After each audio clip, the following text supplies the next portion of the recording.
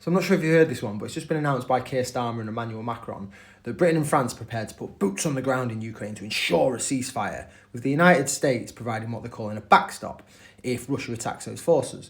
Now, what I want you to really understand what that means, because the language is deliberately soft, it's deliberately vague, and it's deliberately misleading. This is not peacekeeping under full US air dominance. This is not a protected no-fly zone. It's not a hardened missile defence umbrella.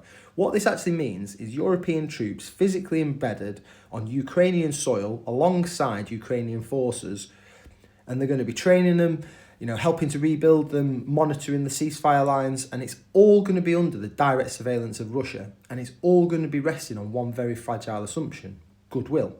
And goodwill is not military strategy. Yes, the US intelligence assets would be present, their surveillance, signals, intelligence, monitoring, eyes in the sky. But intelligence is not the same as protection. Intelligence doesn't stop a missile. Intelligence doesn't intercept artillery. And it certainly doesn't prevent a local ceasefire being breached at 3 a.m. when a Russian commander decides to test the line. If that happens, those British and French troops, they're not observers, they're not participants, they're targets. So let's talk about the question that nobody in Westminster wants to say out loud. What happens if that force is attacked? Because Britain's not sending a division, we're not sending a corps, we're not sending an army, we're barely capable right now of sending a single brigade, maybe 3,000 to 5,000 troops, while still maintaining all the rest of our commitments.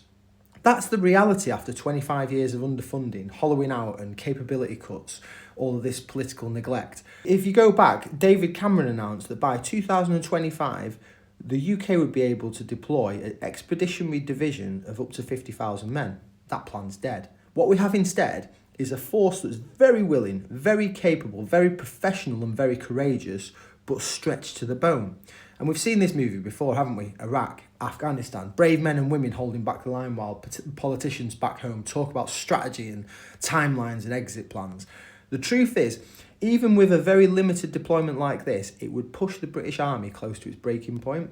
You've got the sustainment, the rotations, the readiness, all of it will be strained. And then, if casualties start to occur, the pressure explodes overnight. And here's the part that they're really afraid of.